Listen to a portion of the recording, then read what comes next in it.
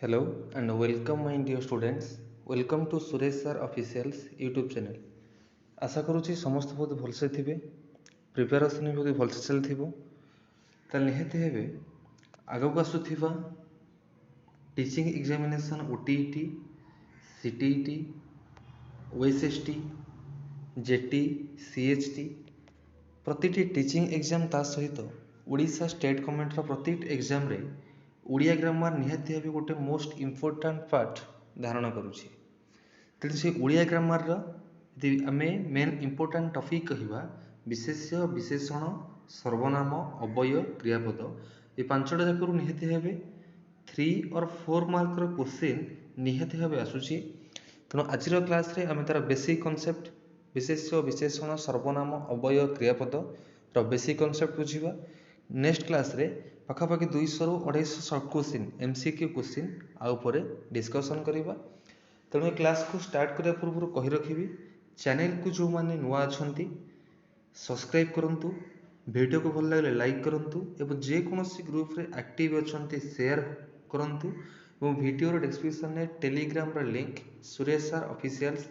Telegram link available अच्छी join हूँ प्रति नोट PDF प्रति job update teaching exam update यथाशीघ्र पाइबापी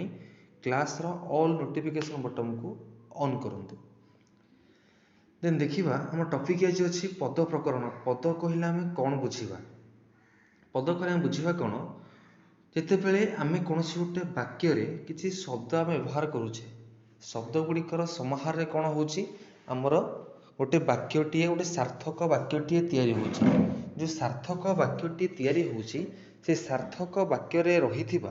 प्रतिटी शब्द गुड़ा को गोटे गोटे पद बोली कहुए कहीं जितेबले कौन हुए गोटे एग्जाम्पल देखा आम एग्जाम्पल गोटे कही हरि भल पाठ पढ़े हरि भल पाठ पढ़े ये 3टा शब्द अच्छी हरि गोटे भल गोटे पढ़ गोटे ये जो 3टा जाक शब्द शब्द अटंती किंतु जो गोटे वाक्य व्यवहृत हो गले आमको आम शब्द कहीपर आमको पद बोली कहुए तेणु पदर डेफिनेसन हूँ शब्द वाक्य व्यवहृत हेले ताकू पद बोली कहुए ओडिया भाषा ये पद हूँ 5 प्रकार विशेष्य सर्वनाम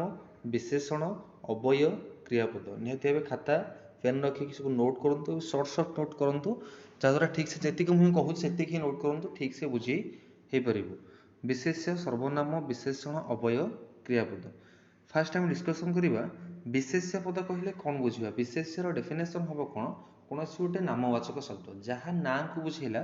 सेटा हूँ विशेष्य पद से कौन गोटे लोकर ना को पारे कौन गोटे स्थान ना को पारे कौन गोटे जातिर हो वस्तुर हो गुणर हो क्रियार हो जेकोसी गोटे पर्टिकुलर ना को बुझेले सेटा है विशेष्य पद सर्ट क्वेश्चन पचार कौन ना को बुझाइले सेटा क्यों पद होता है विशेष्य पद हम से विशेष्य पद हूँ 5 प्रकार व्यक्तिवाचक व संज्ञावाचक जातिवाचक वस्तुवाचक गुणवाचक आउट हूँ क्रियावाचक विशेष्य पद है 5 प्रकार से भली विशेष्य पद है 5 प्रकार तेल प्रथम देखा संज्ञावाचक कौन गोटे पर्टिकुलर ना पर्टिकुलर ना हो गछर ना हो पर्वत ना हो देश राज्य जेकोसी गोटे पर्टिकुलर ना को बुझेले सेटा आमर व्यक्तिवाचक व संज्ञावाचक व्यक्तिवाचक व संज्ञावाचक राम हिमालय गंगा भारत राम जनकर ना हिमालय पर्वतर ना गंगा गोटे नदीर ना भारत गोटे देशर ना ओडिशा गोटे राज्यर ना भुवन गोटे गाँवर ना ये प्रतिटी पर्टिकुलर ना को बुझेले सेटा है व्यक्तिवाचक जातिवाचक कौन हम गोटे ग्रुप को बुझाऊ टोटाल गोटे यूनिट को बुझाऊ कौन सी गोटे जाति को राम कहले राम गोटे बालकर ना ताले राम जदि है कौन नामवाचक बालकटा कौन हम जातिवाचक हिमालय कहले हिमालय है पर्वत पर्वतटा है कौन गोटे जातिवाचक एपटे हिमालयटा है नामवाचक भारत गोटे देशर ना देशटा कौन हम जातिवाचक भारतटा हम गोटे नामवाचक व्यक्तिवाचक यहाँ हूँ क्लीयर कनसेप्ट थार्ड कहवा वस्तुवाचक कौन वस्तुवाचक कौन कहवा जो विशेष्य पद कौन गोटे वस्तु को बुझाऊ कौन गोटे थिंग्स को कौन गोटे जिनिस को बुझाऊ ताको आम वस्तुवाचक विशेष्य पद बोली कहवा काठ सुना लुहा माटी यहाँ गोटे गोटे कौन वस्तुवाचक आ गोटे टे कनसेप्ट क्लीयर हवा दरकार जो कनसेप्ट रोचे कौन यदि वस्तुवाचक जातिवाचक देखा मन आम लिखा चौकी जो चौकी लिखुचे ये चौकीटा गोटे कौन निहत गोटे जिनस गोटे आपको आम कौन कह वस्तुवाचक कहवा कि जातिवाचक कहवा कौन कह जातिवाचक कहवा कहीं गोटे ट्रिक हूँ जो जिनसटा को भांगिले टिकी टिकी गलापर से जिनस मिलूव आम गोटे काठटा को भांगिया काठटा को हाणिबा से काठ ही मिल तेणु काठटा हम वस्तुवाचक यदि भांगिला पर से जिनसटा न मिलला सेटा हम जातिवाचक चौकी प्लास्टिक चौकी अच्छी काठ चौकी अच्छी लुहा चौकी अच्छी तेणु चौकटा कौन हम जातिवाचक शब्द फोर्थ आसला गुणवाचक जनकर किछिटा निर्दिष्ट अवस्था को बा गुण को बुझाउथिबो एटी गोटे मन रखिया पड़िबो गुणवाचक विशेषर अन्य ना कौन मध्य अवस्थावाचक विशेष बाल्य यौवन वार्धक्य सौंदर्य वार्धक्य बाल्य यौवन तीन टाक अवस्था को बुझाउछि शैशव गोटे अवस्था को बुझेब कि भद्रता साधुता भक्ति प्रीति जनकर गुण को जनकर क्वालिटी को बुझाउथिबो तेणु यहाँ हूँ कौन निहती भावे गुणवाचक बा निर्दिष्ट अवस्थावाचक विशेष्य देन देखिए क्रियावाचक विशेष्य जो विशेष्य पद कौन निर्दिष्ट क्रिया बा कौन गोटे कार्यर ना को बुझाऊ कौन गोटे कम को बुझेले से कौन हम क्रियावाचक विशेष्य पद हम भोजन खाइबा को बुझाऊँ शयन शोइबा गमन जीवा कांदना कांदीबा जोड़ा कौन गोटे कार्य को बुझेला कौन गोटे कम को बुझेला सेटा हूँ क्रियावाचक विशेष्य नेक्स्ट क्लास निहाती भावे 200 ରୁ 300 शॉर्ट क्वेश्चन डिस्कसन करिबा तेणु कॉन्सेप्ट क्लियर करंतु नोट करंतु परवर्ती क्लास रे निहाती एमसीक्यू डिस्कसन करिबा देन देखिबा सर्वनाम सर्वनाम पद काहू कहिबा कौन गोटे ना को तले हम बारंबार व्यवहार करुथिबा राम गोटे भल पिला राम कटक रुहे राम सीता को विवाह करिछि राम आंब खाइबा को भल पाए खाली राम वार्डटा कहला बारंबार यूज होला जहाँ जी लिखुथिबो जी पढ़ुथिबो ताको ठीक से भल लागुनथिबो बुझिया पाई मध्य कष्टसाध्य मध्य होइथाय सेथि जो पद विशेष्य बा नाम बदल व्यवहृत होता है राम गोटे भल पिला से कटक रुहे से समस्त को भल पाए तार स्त्री नाम हूँ सीता तेणु जो राम बदल से लगेले तार लगेले ये गोटे से यूज कले से गुड़ा कौन कले राम बदल व्यवहार कले तो निहत कौन है जो पद विशेष्य पद बा ना बदल व्यवहृत है तो आम कौन बोली कहवा सर्वनाम पद बोली कहवा कौन कहवा सर्वनाम पद बोली कहुए जोटा हूँ 6 प्रकार केते प्रकार 6 प्रकार प्रथम आसला पुरुषवाचक सर्वनाम को सर्वनाम आसला पुरुषवाचक सर्वनाम पुरुष है 3 प्रकार प्रथम पुरुष द्वितीय पुरुष तृतीय पुरुष प्रथम पुरुष रे मु आंभे आंभे माने द्वितीय पुरुष रे तू तुम्भे तुम्भे माने तृतीय पुरुष रे से माने आपण जहाँ भी रहिला आपनटा हूँ तृतीय पुरुष द्वितीय पुरुष ना आपण हूँ तृतीय पुरुष से माने आपण जहाँ भी रहिला ना जहाँ रहिला सब गुड़ाक हूँ तृतीय पुरुष युवाक आम कौन गोटे ना बदल व्यवहार करुचे तेणु यहाँ हूँ कौन पुरुषवाचक सर्वनाम देन कहला निर्देशवाचक जन गोटे ऑर्डर करुवा जन गोटे कमांड करुवा जन किसी निर्देश करके कहूथिबा एही एहा ताहा एटा हूँ निर्देशवाचक सर्वनाम अनिश्चयवाचक निश्चितता नथिबो केवल डाउट करी कहूथिबा जेटी किसी टोटल ऊपर सियोरिटी नथिबो तो आम अनिश्चयवाचक सर्वनाम पद बोली कहवा कहीं बोधे किसी कहले जो कहीं कहले कहीं माने कौन आम ये सियोरिटी नुह ये राम कहला कि सीता कहला कि हरि कहला सियोरिटी नुह तेणु कहीं किसी लगिले कौ सर्वनाम हम अनिश्चयवाचक सर्वनाम हम संबोधवाचक किसीटा कोरिलेसन रोथिबो आम जो जटिल वाक्य देखुले जे से जेते सेते जेतेबेले सेतेबेले जेहेतु सेहेतु जार ताहार एटा किसीटा कोरिलेसन रहिला संबोध रहिला तेणु सेटा हमर कोन हबो संबोधवाचक बा आपेक्षिक सर्वनाम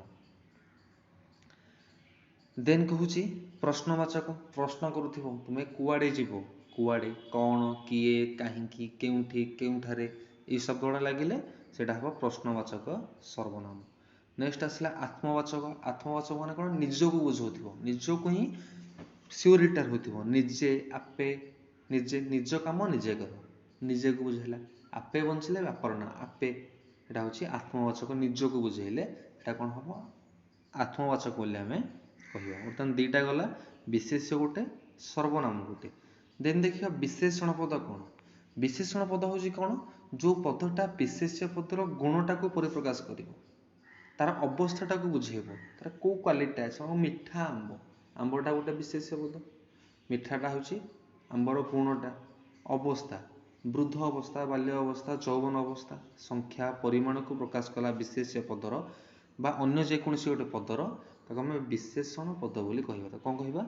विशेषण पद बोली कहबा देन किछि विशेषण पद आलोचना करिबा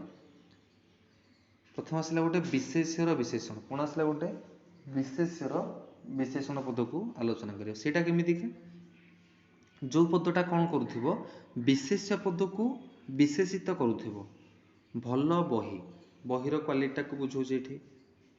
बहीर भल वार्डटा सुंदर पोशाक पोशाकटा विशेष्य पद सुंदरटा बुझेला तो आम कौन कह विशेष्यर विशेषण पद बोली कहबा देन कौन देखा यहाँ कौन होता विशेष्यर विशेषण रे विशेषण पदटा विशेष्य आगरे रोला किंतु विधेयर विशेषण रे विशेषण पदटा विशेष्य पदर पछर रताटी भंगा भंगावटा कौट रहा विशेष्य पद है छता भंगावटा ता पर रहा तेणु विशेष्य पद पर रहिले विधेयर विशेषण विशेष्य पद पूर्व विशेषण पद रहिले सेटा हम आमर विशेष्यर विशेषण देन कहला सर्वनामर विशेषण सर्वनाम कौन तुमे भल तुमे गोटे सर्वनाम तुमेर क्वालिटी को बुझेला भल से माने साहसी अटंती से माने गोटे सर्वनाम पद साहसी हूँ आम तार गुणटा को बुझेला तेणु साहसी तार कौन हम विशेषण पद तेन कहला विशेषणर विशेषण विशेषण मान कौन लिखा आंबटी मधुर अटे गोटे एग्जांपल कहली आंबटी मधुर अटे मधुरटा है कौन तार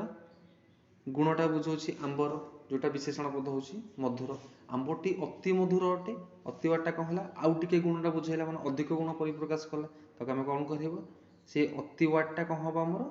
विशेषणर विशेषण अति वार्टा देन आसला देखा क्रिया विशेषण कौन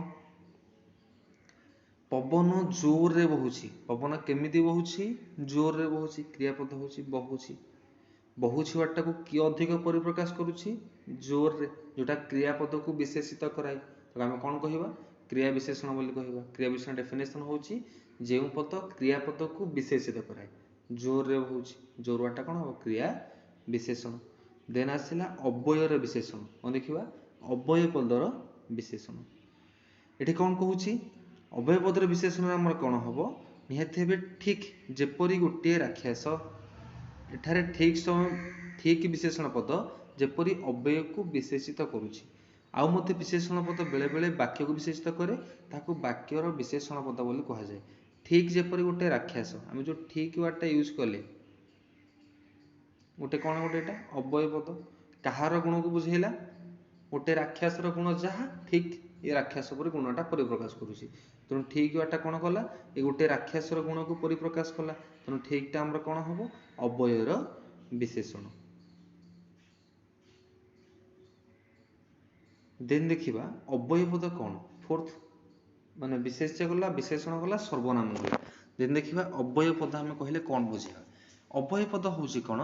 लिंग वचन पुरुष काल विभक्ति भेदरे जो पदर कौन परिवर्तन हेनी एमती किछिटा पद अच्छी जो गुड़ाक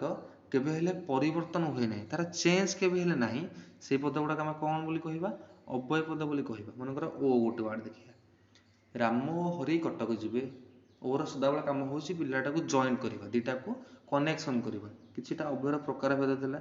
संयोजक अव्यय जे जॉइंट कर दुटा वाक्य को ओ एवं आहुरी पुणी एरा लगला कौन हम दुटा वाक्य को जॉइंट कर वियोजक कले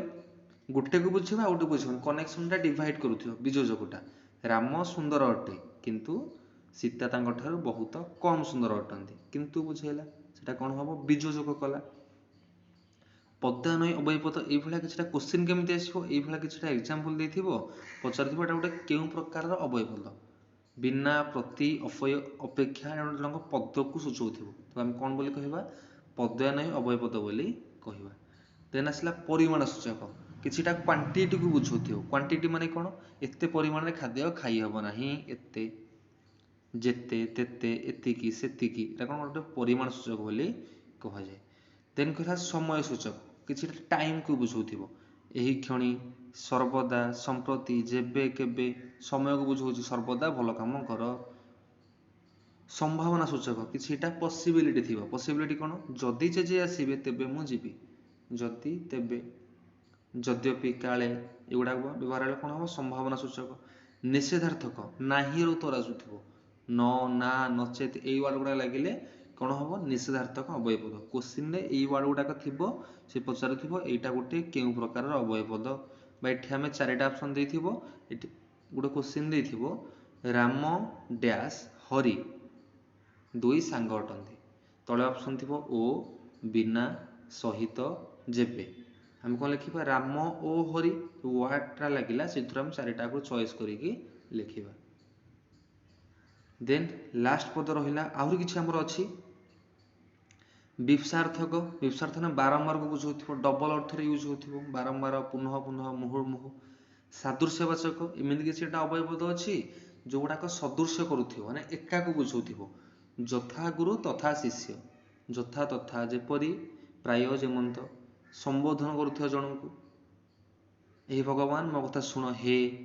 ଆହେ ଆରେ ଏଠିକି ଆସ ଆଗରୁ ଟିକେ ଶୁଣ ଏଇ ୱାର୍ଡ ଗୁଡ଼ା କ'ଣ କରୁଛି ସମ୍ବୋଧନ କରୁଛି ସେଇଟା ମଧ୍ୟ ଗୋଟେ ଅବୟବଦ୍ଧ ହେବ।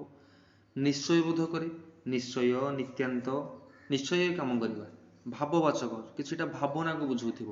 ଆନନ୍ଦ ବିଷାଦ ଘୃଣା କିଛି ଭାବନାକୁ ବୁଝେଇବ। ହେତୁବୋଧକ କାରଣକୁ ବୁଝାଉଥିବ ଯେହେତୁ ଏଇଭଳିଆ କାମ କଲ ସେଇଭଳିଆ ଫଳ ପାଇଲ ଯେଣୁ ସୁତରା ଅତଏବ।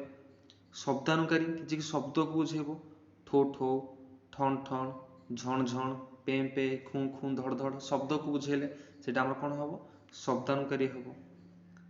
ବର୍ତ୍ତମାନ ଆମେ ଚାରିଟା ପଦ ପଢ଼ିଲେ ଲାଷ୍ଟ ପଦ ଆମର ରହିଲା କ'ଣ କ୍ରିୟାପଦ। ଲାଷ୍ଟ ପଦ ଦେଖିବା କ୍ରିୟାପଦ କହିଲେ କ'ଣ ବୁଝିବା। କ୍ରିୟାପଦ ଆମେ କାହାକୁ କହିବା ବାକ୍ୟର ଯେଉଁ ପଦରୁ କୌଣସି କାର୍ଯ୍ୟ ସମ୍ପନ୍ନ ହେବାର ବୁଝାଯାଏ କୌଣସି ଗୋଟେ କାର୍ଯ୍ୟଟା ପରିସମାପ୍ତ ହେବାର ବୁଝାଯାଏ ଯେଉଁ ପଦରୁ ତାକୁ ଆମେ କ'ଣ ବୋଲି କହିବା କ୍ରିୟାପଦ କହିବା। କ'ଣ କହିବା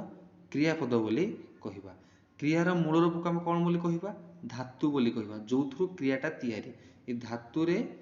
ପ୍ରତ୍ୟୟ ଗୁଡ଼ାକ ଲାଗିଲେ ଗୋଟେ ଗୋଟେ କ'ଣ ହେଇଥାଏ ଆମର ଶବ୍ଦର ଉତ୍ପନ୍ନ ହୋଇଥାଏ। ଧାତୁରେ ପ୍ରତ୍ୟୟ ମିଶିଲେ ଶବ୍ଦର ଉତ୍ପନ୍ନ ହୋଇଥାଏ। ତେଣୁ କ୍ରିୟାର ମୂଳ ରୂପକୁ ଆମେ କ'ଣ ବୋଲି କହିବା ଧାତୁ ବୋଲି କହିବା। ଗୋଟେ ଏକ୍ସାମ୍ପଲ କହିଛି ହସିବା ଗୋଟେ କ୍ରିୟାପଦ। କ୍ରିୟାପଦର ଧାତୁ ହେଲା କ'ଣ ହସ୍ ଧାତୁ ତାର ମୂଳ ରୂପ ହେଲା ହସ୍। ଦେନ୍ ଦେଖିବା କ୍ରିୟାର ଦୁଇଟା ପ୍ରକାର ଭେଦ ଥିଲା ଗୋଟେ ସମାପିକା କ୍ରିୟା ଗୋଟେ ଆଉ ଗୋଟେ ହେଉଛି ଅସମାପିକା କ୍ରିୟା।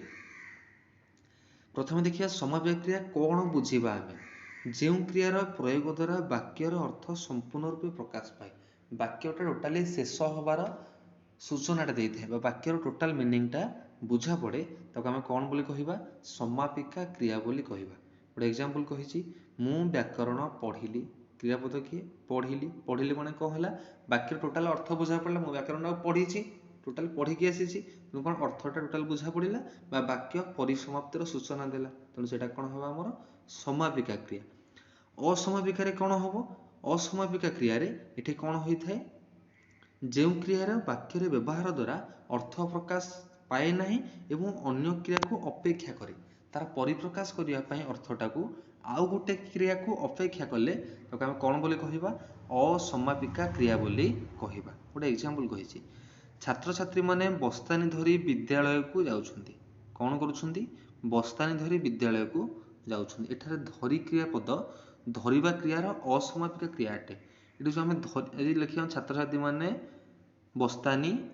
ଧରିଛନ୍ତି ଲେଖିବା ଟୋଟାଲ ବାକ୍ୟଟା ବୁଝେଇବାକୁ ଯେଉଁ ଧରି ୱାର୍ଡଟା ରହିଲା କ୍ରିୟାପଦଟା ଏଇଟା କ'ଣ ହେଉଛି ଗୋଟେ ଅସମାପିକା ହେଲା କହିଲେ ଟୋଟାଲ ମିନିଂଟା ବୁଝେଇଲାନି। ଧରି କ୍ରିୟାପଦ ଦ୍ୱାରା ବାକ୍ୟର ଅର୍ଥ ପୂର୍ଣ୍ଣ ରୂପରେ ପ୍ରକାଶିତ ନ ହୋଇ କ୍ରିୟା ଉପରେ ନିର୍ଭର କରୁଛି ତେଣୁ ଧରି ଗୋଟେ ଅସମାପିକା କ୍ରିୟା। এই ଧରିଟା ଯେଉଁ ଲାଗିଲା ପଚାରିବ ଏଠି ଦୁଇଟା କ୍ରିୟା ଧରି ଗୋଟେ ଯାଉଛନ୍ତି ଗୋଟେ ଧରିଟା ଗୋଟେ କେଉଁ ପ୍ରକାର ହେବ ଧରିଟା ଗୋଟେ ଅସମାପିକା ଧରି ଦ୍ୱାରା କେବେ ହେଲେ ବାକ୍ୟର ଅର୍ଥଟା ବୁଝା ପଡ଼ୁନାହିଁ ବାକ୍ୟଟା ଅସମାପ୍ତି ଭଳିଆ ସୂଚନା ଦେଉଛି। ତେଣୁ ଦେଖିବା ଆଉ ଗୋଟେ ରହିଲା ସକର୍ମକ କ୍ରିୟା କ'ଣ ଅକର୍ମକ କ୍ରିୟା କ'ଣ। ସକର୍ମକ କ୍ରିୟା କାହାକୁ କହିବା ଯେଉଁ କ୍ରିୟାର କର୍ମପଦ ଥିବ ସକର୍ମକ କର୍ମପଦ ନଥିଲେ ଅକର୍ମକ ବୋଲି କହିବା କର୍ମପଦ ଥିଲେ ସକର୍ମକ କର୍ମପଦ ନଥିଲେ ଅକର୍ମକ ବୋଲି କହିବା। ମୁଁ ସାହିତ୍ୟ ବହି ପଢ଼ିଲି ମୁଁ ସାହିତ୍ୟ ବହି ପଢ଼ିଲି ଏଠିରେ ଯେଉଁ କ୍ରିୟାପଦ କେଉଁଟା ପଢ଼ିଲି ତା କର୍ମ ହେଉଛି କେଉଁଟା ସାହିତ୍ୟ ବହି ତେଣୁ କର୍ମଟା ଅଛି। ଗାଈ ଖାଇଲା ଦ୍ୱିତୀୟ ବାକ୍ୟ ଖାଇଲା କ୍ରିୟାର କର୍ମ ହେଉଛି କେଉଁଟା କର୍ମ ଉଲ୍ଲେଖିତ ନ ହୋଇଥିଲେ କିଛି ଅଛି ଏଠି କ'ଣ ଅଛି ଯେହେତु ବାକ୍ୟର ଅର୍ଥଟା ବୁଝା ପଡ଼ିଲା, ଗାଈଟା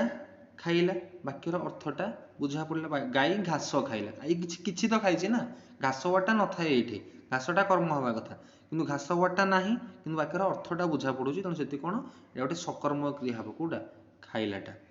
ଏପଟେ ସାହିତ୍ୟ ବହିଟା ହେବ କର୍ମ ଅଛି, ତେଣୁ ପଢ଼ିଲି ସକର୍ମକ, ଇଏ ବି ସକର୍ମକ। ଦେନ୍ ଆଉ ଗୋଟେ ଏକ୍ଜାମ୍ପଲ୍ ଆମେ ଦେଖିବା, ଯେଉଁ କ୍ରିୟାର କର୍ମ ନାହିଁ ତାକୁ ଆମେ କ'ଣ ବୋଲି କହିବା, ଅକର୍ମକ କ୍ରିୟା ବୋଲି କହିବା କହିଥିଲି। ହରିଣଟି ଦୌଡ଼ୁଛି, ହରିଣଟି ଦୌଡ଼ୁଛି, ଏଠି କ'ଣ କର୍ମ ଅଛି କି, କର୍ମ ନାହିଁ, ଦୌଡ଼ୁଛି ହେଉଛି କ୍ରିୟାପଦ, ତାର କର୍ମ କିଛି ନାହିଁ, ଏଇଟା ହେଉଛି କର୍ତ୍ତାଟା, ହରିଣଟା ହେଉଛି କର୍ତ୍ତା, ତେଣୁ ଯେହେତୁ କର୍ମ ନାହିଁ ଏଇଟା ଗୋଟେ କୋଉ କ୍ରିୟାପଦ ହେବ, ଅକର୍ମକ କ୍ରିୟାପଦ। କିଛି କ୍ରିୟାର ଉଦାହରଣ ମଧ୍ୟ ଦେଇଛି। ଆଉ ଗୋଟେ କ'ଣ କହିଲା, ଆଉ ଗୋଟେ କ୍ରିୟାପଦ ହେଉଛି କୋଉଟା, ଦ୍ୱିକର୍ମକ କ୍ରିୟାପଦ। କୋଉ କ୍ରିୟାପଦ, ଦ୍ୱିକର୍ମକ। କେତେକ କ୍ରିୟାପଦର ଦିଟା କର୍ମ ଥାଏ, କେତେ କର୍ମ ଥାଏ,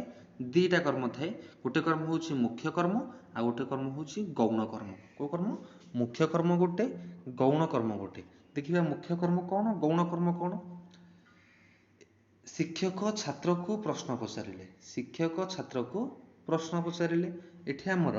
କ୍ରିୟାପଦ କୋଉଟା, ପଚାରିଲେ, କର୍ମ କୋଉଟା ଅଛି, ପ୍ରଶ୍ନ ଗୋଟେ, ଛାତ୍ର ଗୋଟେ। ଏଇଟା କାଲି କହିଥିଲି ଗୋଟେ କୋଶ୍ଚିନ୍ ଉପରେ, ପ୍ରଥମେ ଗୌଣ କର୍ମ ରହିବ,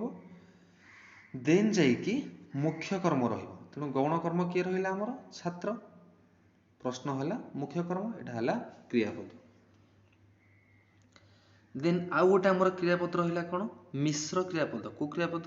ମିଶ୍ର କ୍ରିୟାପଦ। ଏକାଧିକ ପଦର ମିଶ୍ରଣରେ ଗଠିତ କ୍ରିୟାପଦକୁ